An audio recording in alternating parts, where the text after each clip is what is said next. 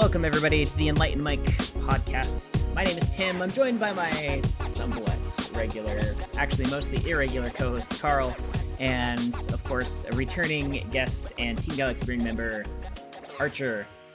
Welcome, guys. How are you two doing? Yeah, doing good. Thanks, Tim. Yeah. Carl's Excited to be here. We just caught Carl in between band practice and gigging. He's an avid guitar player, you see. Well, Archer, yeah, I'm glad I was able to snag you. You just got back from somewhere in Europe. Where were you this past weekend? Yeah, so I went to Lille to play in the Pro Tour. Oh, to play in the Pro Tour. Is there anything else in No, Lille yeah, worth don't doing, act surprised. or is it just the Pro Tour?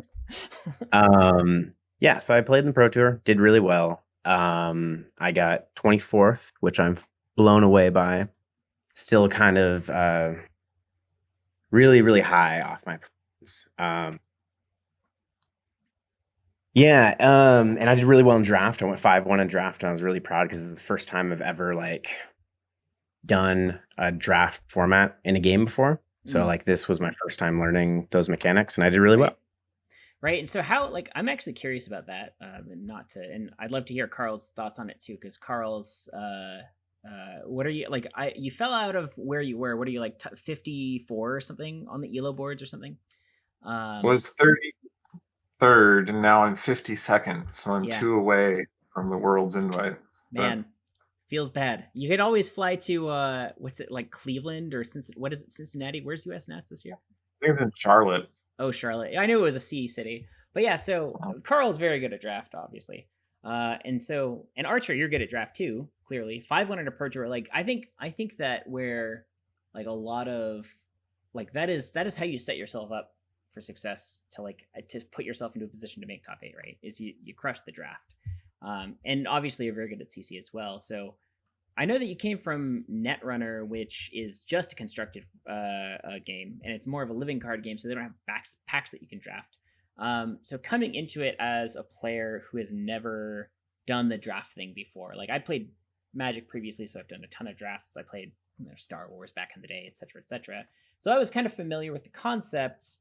Not that I'm necessarily very good at it, but how was it for you coming in, and how did you kind of pick up those skills? So it's been a lot, but I have done a lot of research to try to bring me up to speed. I think one thing that's nice is that Uprising draft is really straightforward. You can't really play this game of pivoting and wavering too much. You kind of just have to pick something and go with it, and then hope you picked right. You have to pick within the first 5 picks. You decide where you're going to go because there's not enough cards draftable to have enough flexibility. So I didn't have to learn all those skills, is the point I'm trying to make. So you didn't have to learn about a massive pivot on pack 3 or something. Yeah, exactly. Yeah.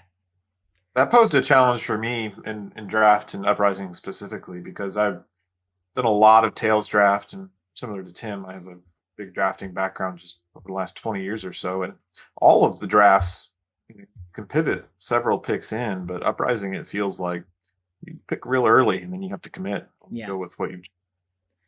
I feel the same way. I've only done 2 or 3 drafts, honestly. I was gonna draft a lot more in them schedules and having a kid and stuff, but I've done 3 or 4 drafts, and that's how I felt too. Is I feel like I got rewarded for just picking the best card in the first pack, and then picking the best card in the second pack, and then just kind of going down a lane and not thinking too hard about it.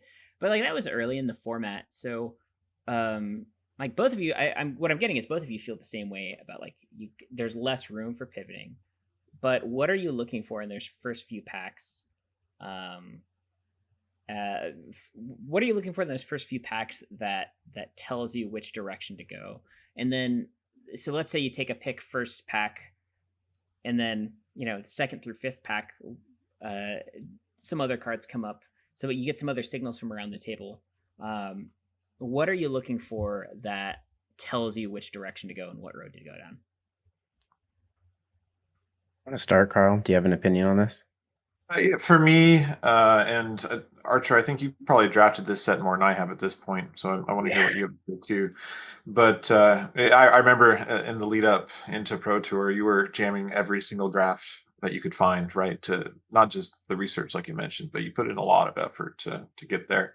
But for me, for the early picks, it's a little bit like you said, Tim, identifying the most powerful card in the pack, and then picking the next powerful, like you said, and then you kind of have to pick a lane based on those two powerful cards. So a well-timed Aether Ice Vein red, for example, for Icelander can change the swing of the game, right? Hmm. Gets you tempo, gets you back in the game. That's just an example there. It's not quite the formats before, like in Magic, where you always pick the bomb, right? You pick the bomb and then removal. I think we even had an acronym for it, like bread or something, Bread, right? bombs, Removal. removal, evasion.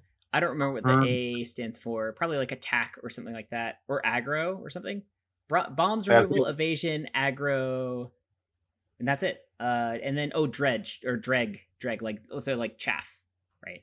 yeah, right. Which is So, still kind of relevant. it is somewhat, but it's not. It's You it's look not at directly translatable. but you look at Aether Ice Vein Red, and you don't say, "Oh, this is just such a bomb card. It's going to win me the game," like it would in other card games. This is just powerful above rate and what I need to be doing in the deck, and Hmm. those are the picks. So that's my opinion. And then it's an early commit into whatever those high rate cards are. So, and Archer, what are your thoughts on it? Um, Tim, were you trying to ask like what signals you try to like Yeah. So read? that's, and like I'm sure like we probably don't have to go super deep into like what signaling is and like specific signals and stuff, but like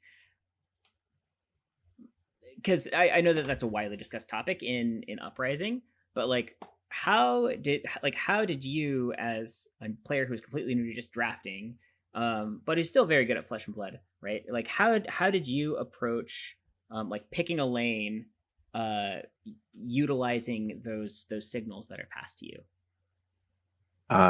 So by my strategy I'll just talk a little bit about Yeah, my sure. Yeah. strategy for the drafts. 2 weekends ago, last weekend. How recent was it? Feels like Last weekend. yesterday, so I don't know. So I like Icelander and Fi.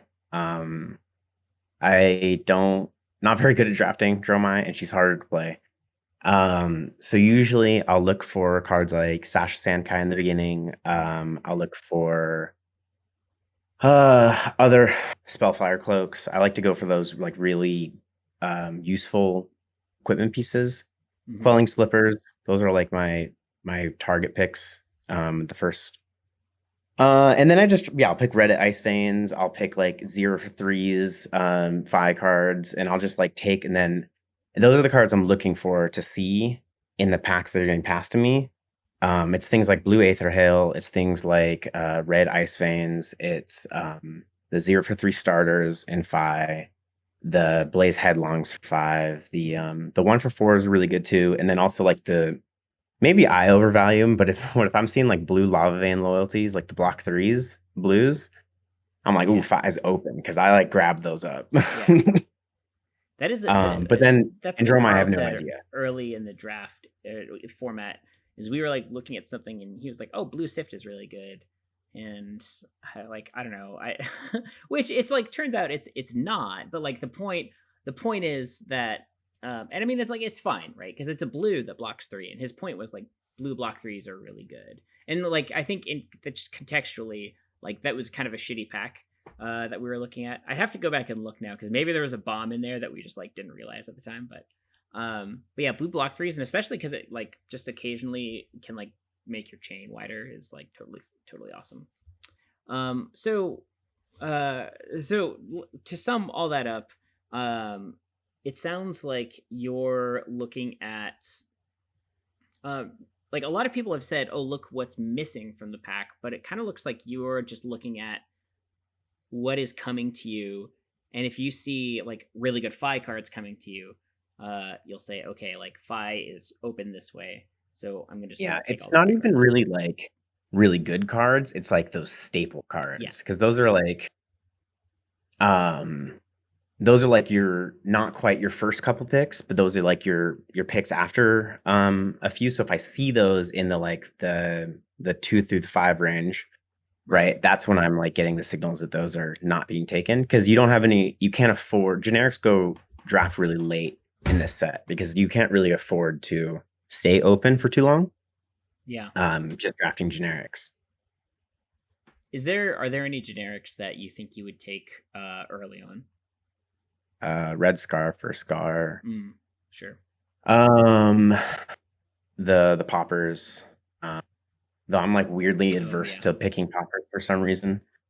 What other generic cards are there? The healing. Healing I like salve. red healing bomb because I'm cheeky like that. Yeah. I've actually I think that card's Blue actually like Brothers.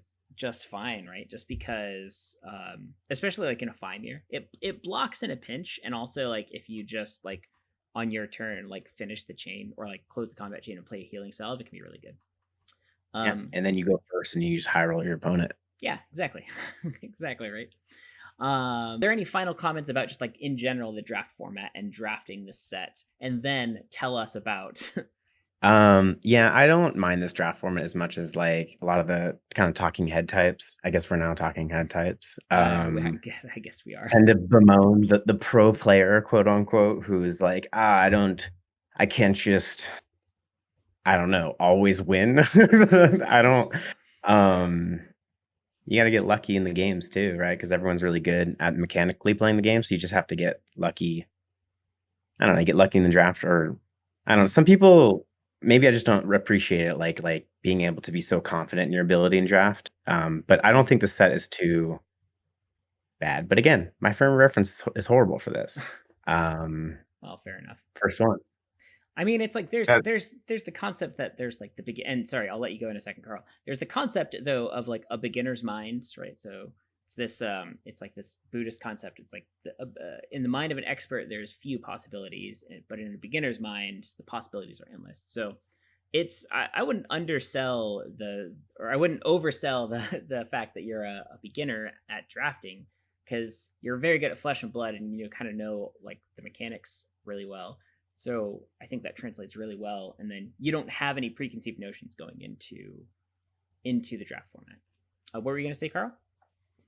Yeah, I was going to add in on that Eli, another guy on the team, and I have talked about that a lot. How the most difficult opponent for a master swordsman is a beginner swordsman, because he has no idea what the heck the guy's going to do, right? So it's a lot different. That kind of leads in there. I was going to say that I personally dislike the uprising draft format, because you're not left with a lot of options before you have to commit, and it doesn't feel like other drafts previously, and I don't think I enjoy that early commit as much. It feels like it's limiting my choice, and then it comes down to card evaluation within the pack and the choice that you've made, and that's all skills that you can research and be taught. It's feels like it's really easy to force a seat, which means like you sit down and before you open your first pack, you're drafting Fi. And that happens a lot in drafts, and usually when that happens in a format where signals can be read and you pivots later in the draft pod, it makes it much more difficult to force a seat, because then as soon as your opponents around they're gonna hate the best cards out of your pool. So anyway, that's my opinion on the uprising draft. Just as a whole, I personally really enjoyed Tails draft, even when Briar was a little busted. Well, do you think that the uprising draft meta has evolved? Because I think that like from what I saw, like in the very beginning, it was like, yeah, obviously like force Fi, just like get all the good fight cards and it's like really easy to 2-1 or whatever. But then there were a lot of people who were like, who were really into Dromai. They're like, it's hard to draft, but like if it's open, it's insane. And then I've also heard a lot of people who are like Archer, I know, really likes drafting Icelander. And I like drafting Icelander too. I think she's a fun hero, and I think she does powerful stuff. And so it does kind of feel like a rock, paper, scissors, even though Fi is like technically the easiest to make a functional deck out of, right? Like, do you feel like the meta has evolved in such a way that like everybody was jamming Fi, but then the people that were winning the drafts were like Icelanders because nobody was drafting her, and then everyone was drafting Icelander. So like maybe there's a little bit more Fi and Dromai. Like, how do you feel like that dynamic played out over the last couple months since Uprising released? I absolutely, yeah, I think that it evolved. Same way Tails did. At first, Tails, everyone was like Briar, Briar, Briar, and then the Oldhams started to get figured out, and Oldham was one of the better picks, right, early on. So, especially because everybody else was focusing on trying to get Briar or Lexi going, and then that left one or two Oldhams at the table to make some really powerful decks. And I think the same thing has happened with Uprising. I mean, if you ask me why, I'd say it's because I'm not going to say that Fi is easier to play. It's just that I think it's easier to evaluate cards. Yeah. Where a blue Hail doesn't seem on its own to be a valuable card, but when you can do it on your opponent's turn and push out a total of 5 damage for one blue, it's pretty solid. So anyway, I think it absolutely is changing as time has gone on here and people start to figure out how to play the other heroes. Okay, so did we actually get into what did you draft in the 2 drafts? All right. So I drafted first day Icelander.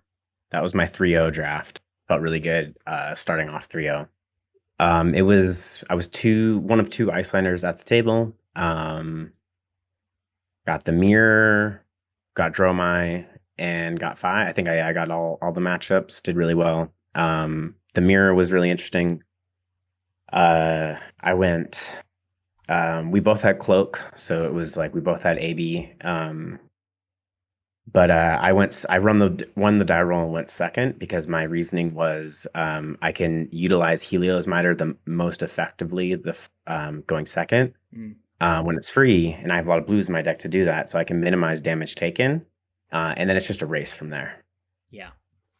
And so then you want to start damaging on your turn earlier in the mirror. Right on. And it worked. But I talked to some other really good players and they disagreed with me, but well, I mean, disagree or not, it looks like the results were made. And then what did you face after that? Just 2 Fis? I think it was like Dromai and Fi. I don't know. Oh, okay. I can look up somewhere, but I don't have it near me. Okay. Well, that's kind of cool that you faced all 3 heroes. And then anything particularly interesting about that draft or like any weird stuff that happened, or did you kind of just dive in and stick to Icelander the whole time? It was my first time doing like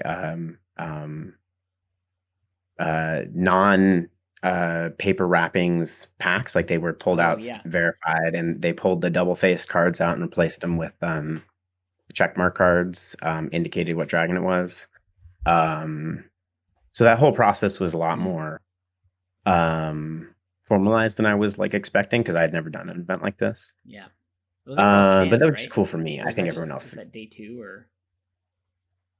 What? What? They were all stamped too, right? Yeah. Oh, right on. Yeah, verified. Yeah, that's pretty cool.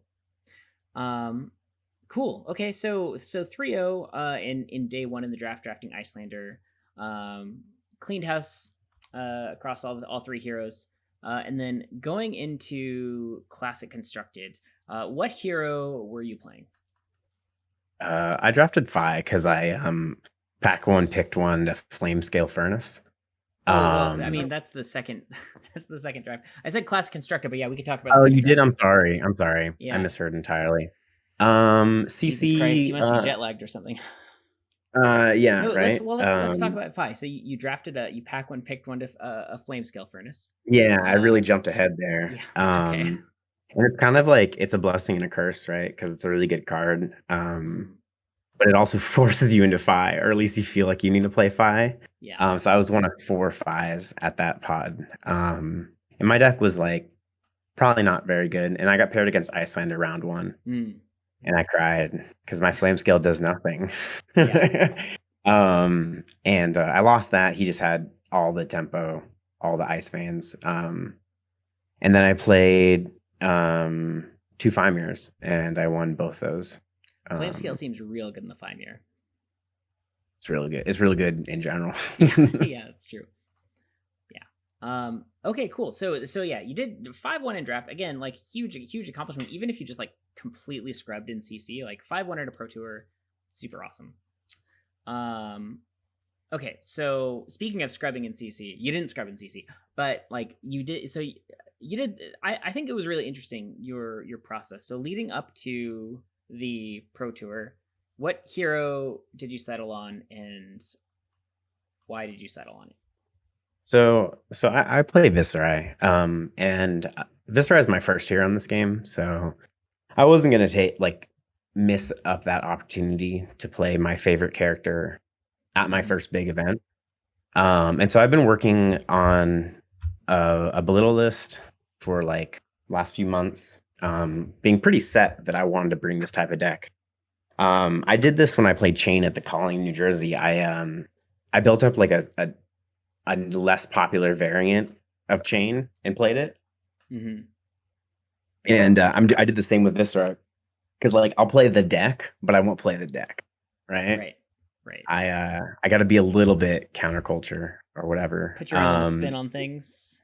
Yeah, so I played this belittle this, and it just like when I was working on the list, I realized that there was a lot of cards that just didn't make as much sense in this version of the deck. Because you're running more generic, so your Rune Chance energy is like lower, and it made Mordretide a really bad card. And so I decided to try cutting Mordretide, and then along with that went the Spellblade Assaults, because they're not the red Spellblade Assaults, because they're not revealed a belittle.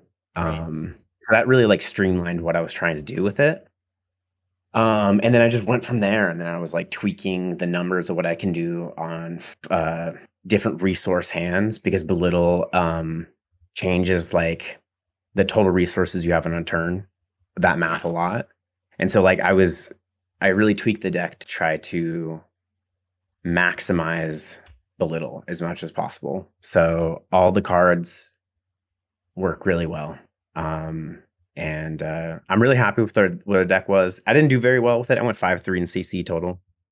Got 2 losses to Prism players, which sucks, because that's like supposed to be your good matchup. But yeah. I found that locally we don't really have a lot of Prism players that like play aura spam. I blame you, Tim, because you're a fucking dirtily ass Prism player and always plays tank Prism without saying you're playing tank Prism. That's I mean, okay. And aura spam is really hard to deal with. And I think I brought this up in like one of our testing discussions, and I was like, I need you guys to play like the Prisms that I'm gonna play against. And like Dylan's an aggro Prism player, which kind of like is about how the aura spam works, because you just take damage to put out auras and hope that your board stays enough to turn around. Yeah, it's just hard. I mean, I wasn't teched for the matchup. It's kind of weird, because like I did like when you qualified for the Pro Tour at that tournament, I played super tanky Prism because I was just trying to like fatigue the chains, and that didn't really work out the way that I wanted it to, but it's fine. And then like in the last, like in the Battle Hardened, I played like a really like, it wasn't tanky, it was just like mid-rangey. Like it was very like, it was either like auras or like I had like kind of a tempo plan. It was kind of weird and mid-rangey, but like yeah, like a lot of the Prism players locally are on like Dylan is on like Vestige Tome, like just beat downs. I'm not a big fan of that kind of Prism. I think it has a lot of inherent weaknesses, but yeah, like I don't know, like when we were testing Prism versus Viserai, it felt like aura spam wasn't like, it almost felt like it wasn't good enough into Viserai. And so maybe it's because of the cards you cut, I don't know. But I mean, I'm also interested in that, right? Like you said, you cut Sonatas, right? And you cut Mordretides. Sonatas came back in. Okay. I tried cutting Sonatas. I tried cutting Mordretide. Never cut Revel, because that card is very good. If you're on Rainbow Mauve, it's really easy to play a lot of times. Yeah, and so I cut Sonata, cut Mordred, cut Spellblade Assault, put Sonatas back in, because I found myself in the aggro matchups, you need a little bit of high roll. And Sonata just enables that. Like if you miss a Sonata, you might lose the game. It's okay though. Those matchups are tight enough that whatever. Yeah. But I cut it in a lot of matchups. So, I mean, how do you like? Do you still feel like, at least in like the belittle Viserai, like the belittle Minnowism Viserai package, do you still feel that cutting Mortar Tides from the deck is like? Do you think that was the right move? Yep, Yeah. definitely. I'm convicted in that. Yeah. It's yeah, it's definitely better in a traditional Vis. But it's also not as good as people think it is. Like there's Right. crazy insano turns that involve like double revels, but like that's the only most cards just give you a +1 for more. Right. So yeah, and we'll make sure that like the deck list gets into like the description of the podcast or the YouTube video wherever you're listening to this. So I mean, just I won't dive too deep into to the deck list, but just for people that may see this and just want to put it together and try it out, um, it is kind of nice that a lot, like maybe some of the more expensive cards are cut besides equipment, but um what would you say are its, given that it's not the traditional Viserai with like, yeah, like you said, the Spellblade Assault, the Mordred Tide turns and stuff like that. What would you say are its new weaknesses or strengths? Like what matchups change? What are you weak against? What are you strong against? So yeah, you become more easily fatigable because the red minnowism is an exhaustible threat, Mm-hmm. right? And so once you like withstand enough of the red minnowism turns, the deck gets a lot less powerful. So you're more vulnerable to fatigue, and I basically conceded that. I cut some incantations and stuff because I was just like, if I play against an Oldhim, like Natan's really good, so maybe I'll just like out skill the other person. Right. Because Natan gives me a lot of really good practice. But it's better in the aggro matchups. So I Mm-hmm. also I put Tome of Findals in later in the testing process, Mm-hmm. and it works insanely good as like a pseudo D-react in the aggro matchups because Creepers is busted, and I always judge like the quality of a Runeblade's game by how many counters they got on creepers, because it's so good, and if you can use it multiple times somewhat efficiently, like you're just ahead. And so, um, Tome allows you to get creepers value not on your turn, Mm-hmm. um, as a like a pseudo block 7 card Like when you like in when the you play card it from filter card. Arsenal, gains you life. Yeah. Yeah, it draws you Yeah, cards. you play it from Arsenal after blocking with an attack, Yeah. and then you pitch. So you're down 2 cards, but then you draw 2 cards from the Tome of Findel, so you gain the 3 block on the attack and the 4 life gained off the tome. So it's like 7. Yeah. No, that's pretty spicy. I'm a big fan of Tome in general, but like I like that line a lot. And yeah, I think I agree. And I want to hear Carl's thoughts on this too. Uh like just on the deck and the meta at the Pro Tour and how this attacked that. But yeah, I love Tome of Findall. Jam it in every deck. So what do you think, Carl? I definitely, the first time Archer was like, I think I'm gonna put Tome in there. I thought he was talking about Tome of the Arknight. I'm like, you're stupid. And then I realized he was talking about Tome of And Tome of Findall. the And then, Arcanite won the Pro Tour. I Yeah. mean, in Briar though, Yeah. I mean, I don't know. I still think that was, he may have won the Pro Tour, but I still think that was, I would never, like, almost never play that card. I don't know. I think that card's not good, but that's fine. That's beside the point. It's my own personal conviction. Uh, Carl. So you saw the top 8 and the meta breakdown and stuff like that at the Pro Tour. So what do you think of all of that? Going with Archer going in with Viserai, and obviously Archer's very experienced on the deck, so we're not worried about him like picking up a brand new deck or something. He's very good at it. So what do you like? What do you think? What's your take on the situation?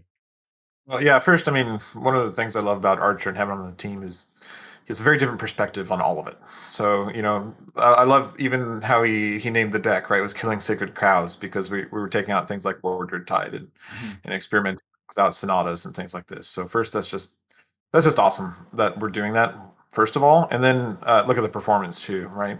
24th at a pro tour in France with a deck that Archer put together. That's pretty incredible, in my opinion. So as far as the effectiveness of that kind of deck, it's something that actually we were talking about on Wednesday.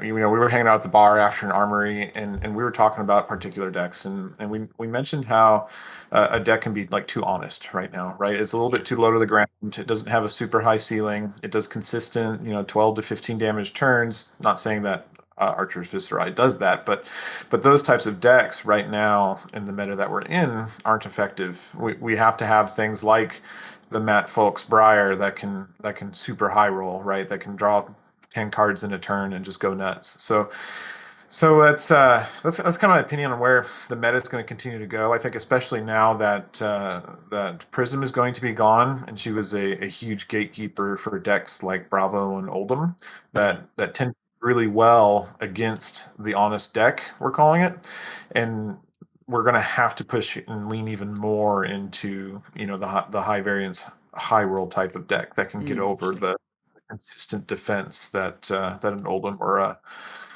Bravo can put up. So Yeah. That's kind of my opinion, I guess, on the matter, and what it's going to look like without Prism. But Archer, what do you think the world's going to look like without Prism? Oldham's gonna be the most hated deck. Nobody likes him. Because Like, Prism, besides Oldham players, nobody likes Oldham anyway. Like, yeah. Oldham's gonna get really good. Bravo's gonna get really good. Icelander's gonna get good because it beats those decks, and also had a horrible Prism matchup. Weirdly has a bad aggro matchup, which is like what counterintuitive, but our testing has shown that it beats Guardians really, really easily. And I think Dash. I've been practicing Dash since I got home. Yeah, it's really good. You lose a little bit to the aggro decks, but not as much as you think.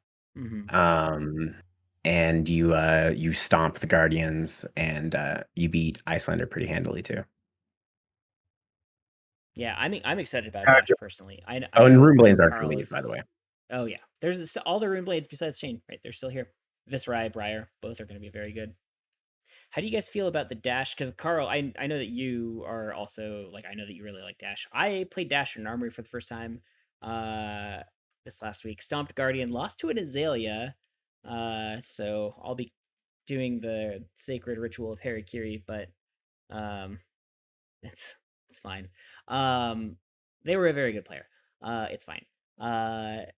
So Carl, what do you think about Dash in this next meta? Like, I think like Archer just outlined a couple of if you can lose to the aggro decks, but where would you put Dash right now? Yeah, Dash, in my opinion. Well, first of all, I too have lost to an Azalea, Tim. So so See. I have some I've lost with to an you. Azalea player too. Oh Yeah, man, man. it's We've all had it just happen. Just Was it AA Justin? Azalea Anonymous.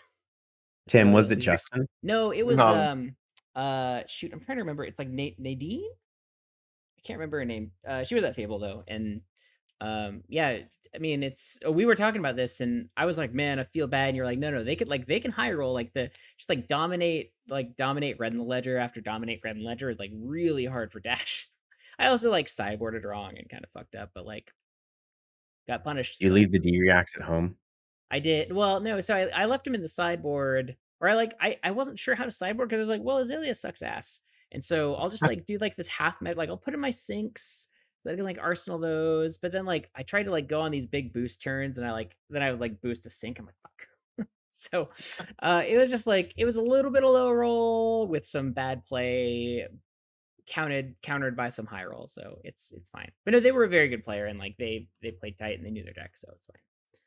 Yeah, I do think it speaks to how it really takes some understanding of what they're trying to do and what you're trying to do and how that lines up. Like I even learned, Archer beat the crap out of me on Dash, and I was playing Bravo that night for some weird reason, and I hadn't played Dash the way he was, right? And so, you learn a new way of playing a deck that you've been playing for a while, and I'm sure that next time you sit across from that Azalea player, Tim, you probably sideboard and play out your deck a little bit differently too. Oh yeah, no, I think if I played that matchup 10 more times, I think I would probably win all all 10 times because I think it would have gone so differently. I didn't. I mean, but it's fine. Like it's fine. It's a learning experience. So okay, so we're all high, like we're all kind of high on Dash, which is great. I love Dash. What other decks are with Prism gone? We talked about Icelander already, that has a pretty good matchup into the field. Save for maybe like some really aggressive decks. Kind of get under her a bit. What about Kano? I know we've all had a little bit of dabbling in Kano. You guys have won some games on Kano. I've played some games on Kano. Uh, What's where's our wizard friend now that the very bad matchup of Prism is gone? Kano has to be like hands down my favorite hero in the entire game. I think that makes Oasis Respite my most hated card, just because it's so good against what Kano is trying to Yeah. do. Right, Respite the Wildfire with some AB, and they can't really have a kill turn anymore. Yeah, speaking in CC specifically, Blitz is a little bit of a different animal, but anyway, yeah. So no, I don't think Kano will have what it takes because of the prevalence of Oasis Respite and the defensive decks that are going to be running it, right? Like Icelander likes to run it, Oldham likes to run it. Dash is fine with it too if they're playing a defensive game. Yeah. So, but not quite so much as like Oldham or Icelander because they're doing more things on your opponent's turn. But either way, so no, I don't think Kano's going to be huge. Yeah. Where were we? What was our other question? You Well, had we're another just one in we're, there. we're talking about the classic constructed meta. Huh. Yeah. I think just on that Kano note, I think that now that you probably don't need scours, you could put in what's called like Aetherize or something. Just Yeah. Aetherize their Oasis Respite. I feel like it's Um because now you have to hold it back for when you do your Aether Wildfire yeah, and you want combos. your Aether Wildfire in Arsenal too, so it's like kind of dicey. Canada could have two Arsenal slots, then Yeah, they should print a Wizard Horizons. Be called like there you Old go. Horizons or something. Yeah, so, Arcane and speaking of, Horizons. I don't know. I think Lexi could get really good. The matchup into Oldham is abysmal. It's a little bit like Oldham into Prism, right? It's that bad of a matchup, but Lexi does really well into anything else in the meta right now with Hmm. with the amount of construction it can put out. So, that'd be an interesting one to see. I think that Dash is probably the best positioned next to Oldham Hmm. playing against Lexi. So that's also another interesting take on the matchup. I fatigued Lexi in recent Armory. Right, if you can withstand the arrows and last through them, they run out of gas pretty Yeah, quick. yeah, Oh wait, is that how you beat Lexi as Dash? You just block everything? Right. Shit. yeah. I need to practice that. The more you know, Well, right? outside the D reacts, which you can't always play because you have to Yeah. pay for them. Mm, You blocking 12 a turn, and they do a lot more than 12 a turn. So yeah, it's can add up quick. I yeah. think And it I was mean, at I, two, I pretty think, close. yeah, I feel like if you can, and this is like for true for several decks in the meta right now, right? Like I feel like with Lexi, if you can survive her three of a kind turns, um, I feel like you can probably just win the game because I feel like those are the turns where they like really go off. And like it depends on the how the Lexi player is playing as well. Like if they do some like clever pitch stacking and like set up some really big turns, that's one thing as well. But yeah, I think Lexi, man, if they printed just like a couple of good, um, lightning or lightning ice cards in Dynasty, I think she could just be top tier right away. But it depends. Like I remember Lightning Lexi losing Ball Lightning was just like a killer to that like Mm. type of Lexi. So I don't know. Killed all What's that? killed all the lightning decks, right? Oh Briar yeah, had a lightning version that was very good as well. In fact, I think it was Fox that played it, right? The Cheerios Briar was Yeah, lightning. he's won both. He won his nationals on Lightning and his PT on Channel Mount Heroic. So yeah, constructed. You went 5-3, right? Okay, but and you mentioned a couple of prisms or whatever, but just why don't you just like kind of briefly walk through your matchups? Lost to a Prism first round of CC day one. Then I think I got paired against another Prism and I won that matchup. And then I played a Phi that day, and I think I played a Briar that day. And so my deck was designed to beat the other aggro decks. I did pretty well. I lost to the Phi. There was like a contentious judge call situation where I was losing the game and my opponent made a misplay. And between language barriers and multiple judges getting involved and me not wanting to be like, no, he did it this way. Yeah, sure. Because I didn't want to be that person, like to try to like, I don't know, it became very uncomfortable. But I lost that game. So I was losing it and then I like didn't want to let him take a misplay back. And then the judge ruled against me. And so then I lost that game. Yeah, I was like, I that's need bad. something. Yeah. And then the next day, the draft happened. I was feeling good. Played against a Dash player. Play and won that one. Really close game. Perfect erase face. Like he told me, he's like, "Ooh, you hit me on the turn that I was gonna maximum velocity you, and now I have to block." And so it was like perfectly timed. Then I think I played against a Michael Fang on Prism and lost that game. I didn't find my pivot too early, and then had to pop a Miraging Metamorph and gave him 2 shimmers, and then I lost the game because you gave him 2 shimmers. Yeah. But I had to block because it was coming in for lethal, and I only had a Yeah, popper in yeah. hand. It was horrible. That's pretty bad. And it was coming in for like 9 too because there was a Pierce. Yeah, so I did find pivot too early, lost that game. Like when you start ignoring the auras and try to just kill them. And then can't remember what I played second to last. Damn, what did I play second to last round of CC? I won it. And the last game I played against a SoCal Bravo player, who's really good friends with Alex from Wayward. Do you guys play against him? The Bravo player, long hair. He plays up in Vancouver in some of the East Side stores. I don't think so. Might have met him once or twice, though. He's a really good friend of him and got him into the game. So like there was like a cool connection there. Oh, But nice. won the Bravo matchup, finished my day, got 24th. Felt really good. Yeah. Right on.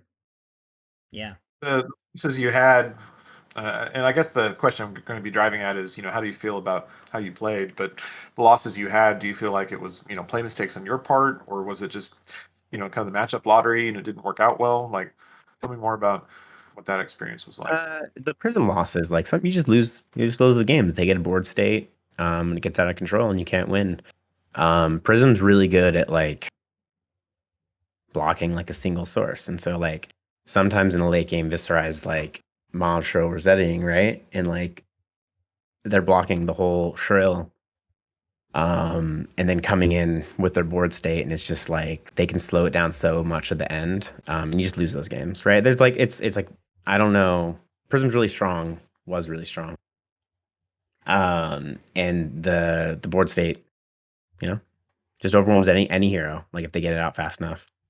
So I don't really feel too bad about those. And I lost to Michael Fang, and he's a reported good player. What's that? So TM that. Certified good player. There we go. And what was it? And then the Phi matchup that I lost. Yeah, I was a little salty about that, but I got over quick. Yeah. Right on.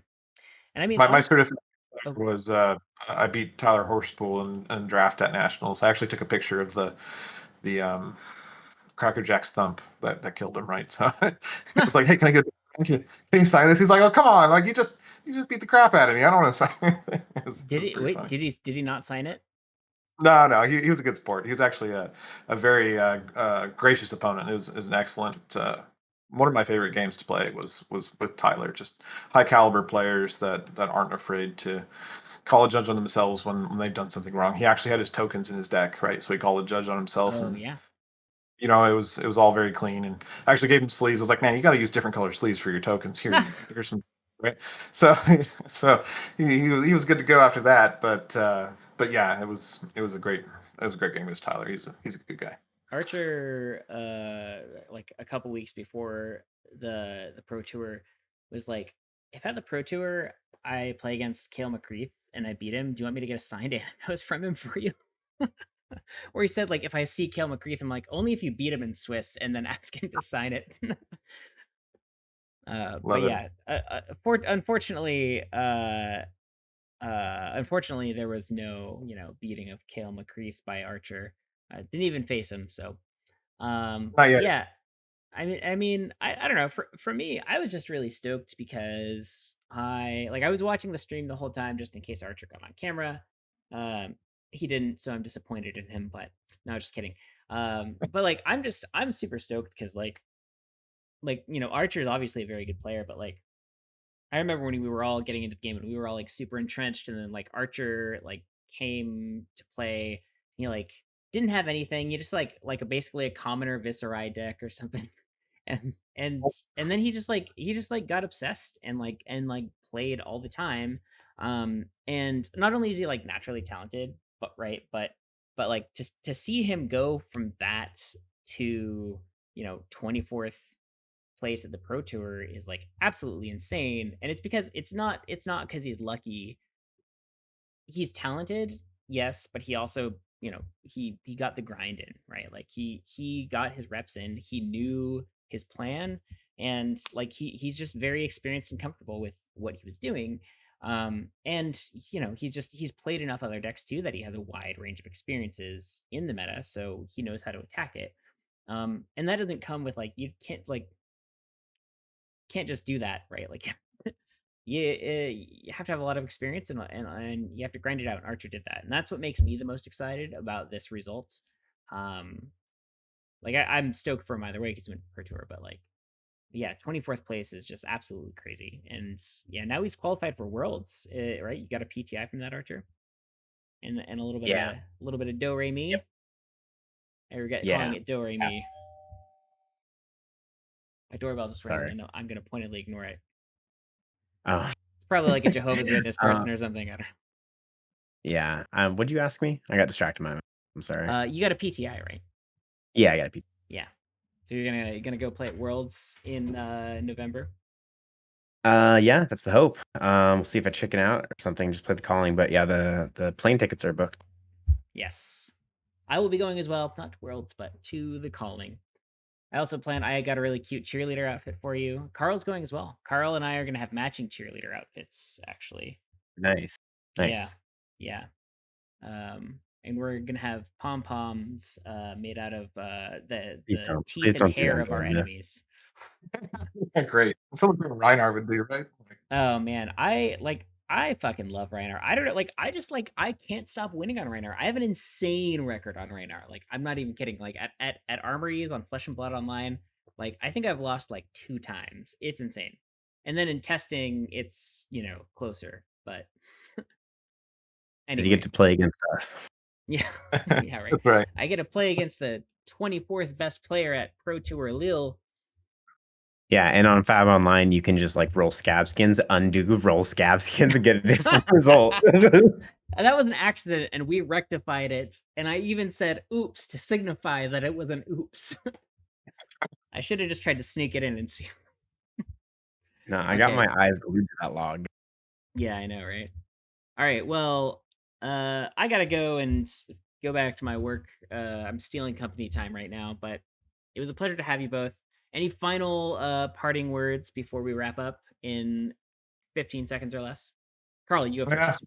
Seconds to last, I'd just echo what you said, Tim. Like Archer worked for it, right? He Yeah. was grinding hard, 100%. and it wasn't like it was easy. It was a lot of time he put in, and he was rewarded for that work. So I think that's something kind of special about Fab compared to other games where sometimes Yeah. it just doesn't work out that way. But anyway, yeah, thanks for having us, Tim. I'm looking Yeah. forward to the next one. Archer, any closing 15 seconds from you? Yeah, and if I can do well, you chumps can do well too, right? That's what that means. Yep, that's right. Yeah, it's true because we're just we're such good players. If we only just lifted a finger, we would. No, I didn't mean to be mean about your work ethic. I'm just mean like we play enough that Yeah. all of our skill levels are going together. We step each other's You guys game up. just gotta get lucky, right? Yeah, I'm excited. I'm actually like I feel this is the first time like because I booked my plane tickets for the calling in November as well. We're gonna have kind of like a Team Galaxy Brain trip, and I'm super fucking excited just for the trip and to like go. Yeah. I haven't actually been to a calling yet. I've only played in like PQs and battle hardens and skirmishes and stuff. So, but this is like the first like I did a lot of GPs and stuff in Magic, and like this is the first like big card tournament that I'm going to that I feel like I like could win, right? Like because all the good players at Worlds, so but no, I feel like I could actually win, and that's really cool, and so I'm really excited. Yeah, not that Right I'm on. like I'm not saying I'm going to win, but I'm just like I have a shot. Like I have as much of a chance as anybody else. Yeah, shut the fuck up, Tim. Okay, well, thank you guys for joining me. I love you both and all the viewers and stuff. I can't say that I love you, but I like you. So thanks for tuning in, and we really appreciate it. Getting to know each other. Yeah, we're getting to know each other. We're passing first base. We're gonna see how that goes. Anyway, the hands. Like you. is that no, the first base First is base hands. I think first base is a kiss. I think second base is hands. I don't know. All right. I'll have to go on Urban Dictionary and do some research for science. All right. Well, that's a good point to wrap up. Just like any other point. I will see you all later. Thanks for tuning in. All right, thanks, guys.